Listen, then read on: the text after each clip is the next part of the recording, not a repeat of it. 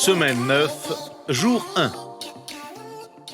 Bonjour et bienvenue à Dieu au quotidien, notre série d'études méditatives sur l'Évangile selon Jean avec le pasteur Tom Holliday. C'est le premier jour de notre étude du chapitre 9 et nous examinerons ensemble aujourd'hui les versets 1 à 7. Alors que nous abordons ce chapitre, je voudrais simplement vous dire, préparez-vous à un nouveau miracle. En fait, tout ce chapitre est consacré à un miracle de Jésus qui guérit un homme aveugle de naissance. Nous assistons non seulement à un signe miraculeux exceptionnel, mais aussi à l'incroyable développement de la foi dans la vie de cet homme. Nous nous attendrions à ce que ce grand miracle suscite rien d'autre que de la joie chez tous les témoins de cet acte extraordinaire que Jésus a accompli. Or, nous constatons, dès le début du récit, qu'il ne provoque que des conflits avec la foule, avec les pharisiens et même avec les parents de cet homme. Et puis, à la fin du chapitre, Jésus résout ce conflit dans sa conversation avec l'homme qui l'a guéri. Il est intéressant de constater aussi qu'en parcourant le chapitre 9 de l'Évangile selon Jean, c'est grâce à ce conflit et à sa résolution que nous apprenons des choses sur la vision, sur l'essentiel, sur la vision spirituelle. Nous apprenons à voir ce que Dieu veut que nous voyions et qui transforme notre vision de la vie.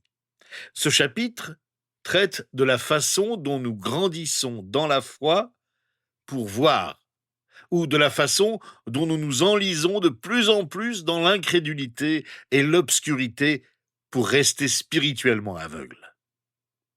Voici ce que nous lisons au verset 1 à 5 de notre chapitre.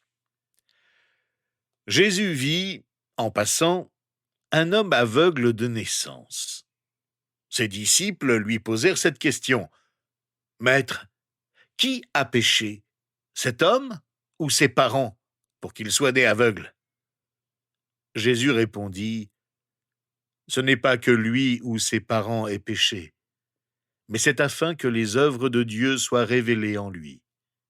Il faut que je fasse, tant qu'il fait jour, les œuvres de celui qui m'a envoyé. La nuit vient, où personne ne peut travailler. Pendant que je suis dans le monde, je suis la lumière du monde. » Jean nous montre constamment que malgré les grandes foules qui l'entouraient, Jésus prenait toujours du temps pour des individus. Et ici, lui et ses disciples voient cet homme qui était aveugle depuis sa naissance. Remarquez les premières pensées des disciples. Pour eux, une grave maladie depuis la naissance devait être inévitablement due soit à la faute du malade, soit à celle de ses parents.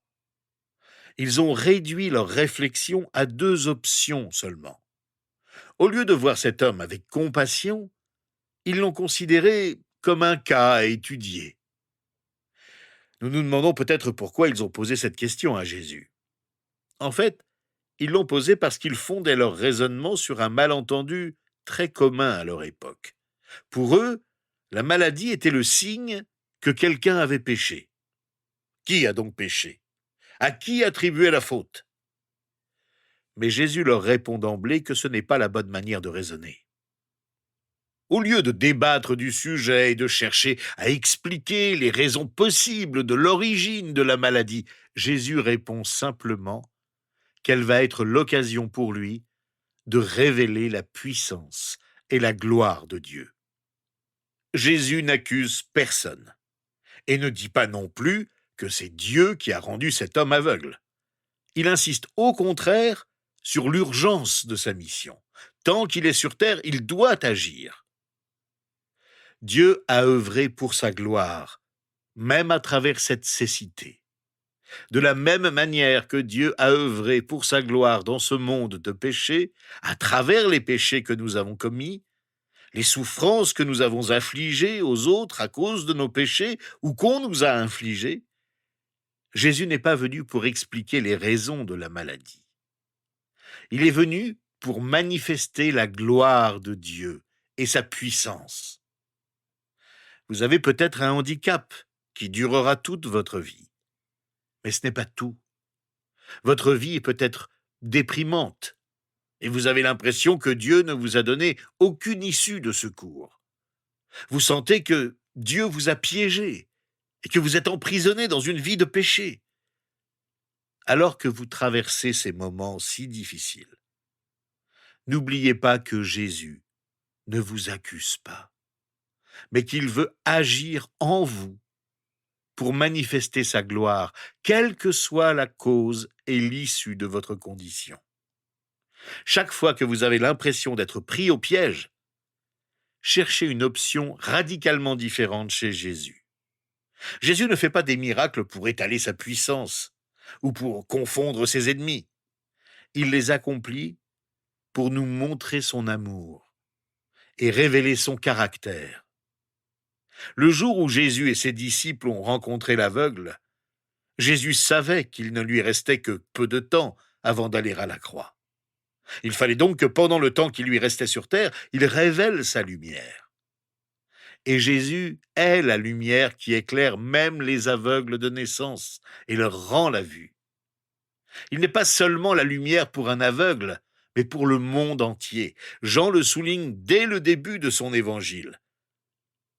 Et Jésus va le montrer en guérissant cet aveugle. Nous lisons ceci au versets 6 et 7. Après avoir dit cela, il cracha par terre et fit de la boue avec sa salive.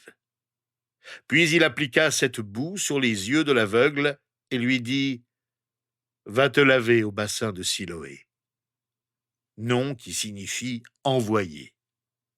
Il y alla donc, se lava et revint voyant clair. C'est ici la seule mention dans le Nouveau Testament de la guérison d'une personne malade depuis sa naissance.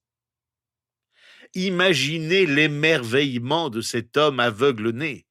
Il n'avait jamais rien vu, jamais vu aucune couleur, jamais vu aucun arbre, jamais vu aucune personne, jamais vu aucune lumière. Et la lumière se trouvait là, devant lui. Et voilà qu'il voit.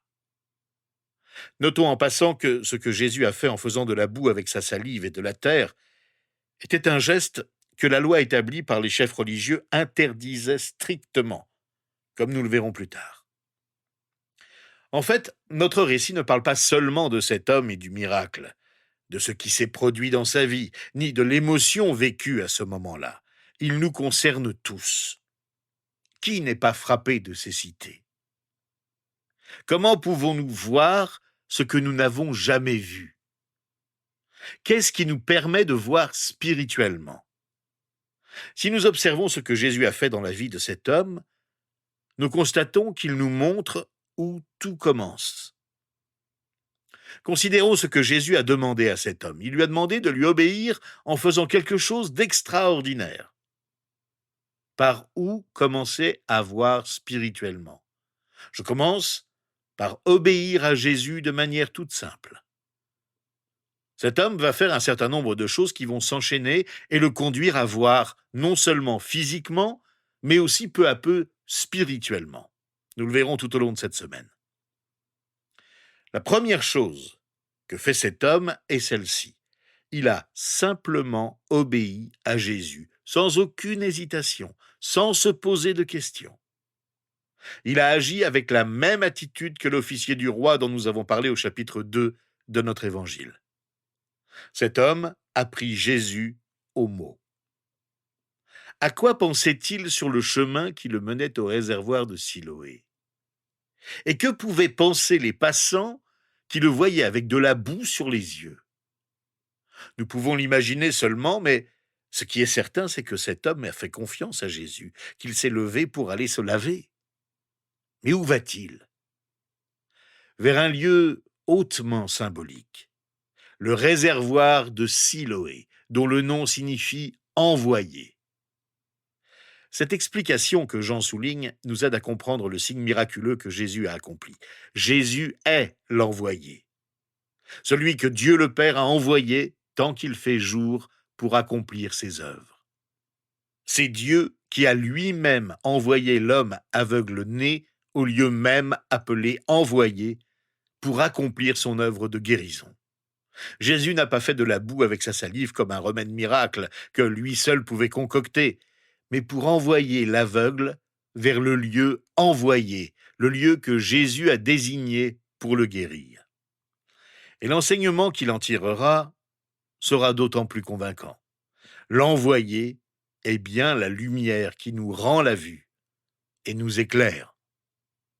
Un miracle commence toujours par quelqu'un qui décide tout simplement d'obéir à Dieu en se fiant à sa voix seule, en faisant des gestes simples. La mer Rouge s'est fendue lorsque Moïse a levé le bâton au-dessus de la mer Rouge. Quand Lazare a été ressuscité, comme nous le verrons au chapitre 11 de notre évangile, le signe miraculeux a commencé lorsque quelques-uns ont roulé la pierre. Lors de la multiplication des pains, nous l'avons vu il y a quelques semaines, tout a commencé avec le maigre repas d'un garçon. Les murailles de Jéricho sont tombées lorsque les Israélites ont marché autour d'elles. Des gestes tout ordinaires. Mais c'est ainsi que Dieu agit. Êtes-vous prêt à faire quelque chose qui dise de manière tangible « Je compte sur Dieu pour faire cela et non pas sur moi-même ». Il suffit de montrer tout simplement que nous faisons entièrement confiance à Dieu. D'une manière toute pratique, qu'est-ce que cela pourrait signifier pour vous? Ce pourrait être un simple appel téléphonique, une simple visite chez le médecin, une simple rencontre avec un ami, une simple conversation, un simple cadeau offert à quelqu'un, ou encore une simple étape dans le ministère. Cela paraît ordinaire, mais nous avons la conviction que c'est ce que Dieu nous conduit à faire. Nous ignorons encore les résultats de nos actions simples, et peut-être que nous ne les connaîtrons jamais, mais commençons toujours en faisant ce que Dieu nous demande. Tout au long de la semaine, nous allons voir comment Dieu a développé la foi dans la vie de cet homme.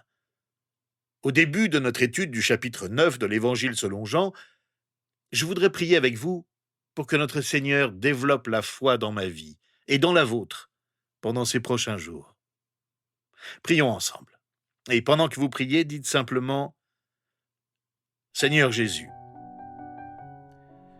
alors que nous considérons cette semaine l'œuvre que tu as accomplie dans la vie de cet homme aveugle-né, permets que notre propre vision spirituelle soit transformée.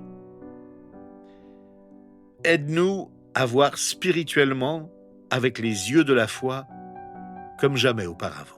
Aide-nous à suivre ta voie. Que malgré notre aveuglement spirituel, nous puissions entendre et écouter ta voix rassurante qui nous demande de faire des choses toutes simples pour que nous puissions retourner vers toi et te voir, toi, la lumière du monde. Ô Seigneur, que ta lumière nous pénètre, qu'elle nous inonde. Que veux-tu que nous fassions pour que ta gloire se manifeste en nous et autour de nous? Rends-nous attentifs à ta voix, car c'est en toi que nous croyons. Envoie-nous, Seigneur, au réservoir de l'envoyé, pour que nous puissions te voir à l'œuvre dans nos vies. Nous te le demandons en ton nom précieux. Amen.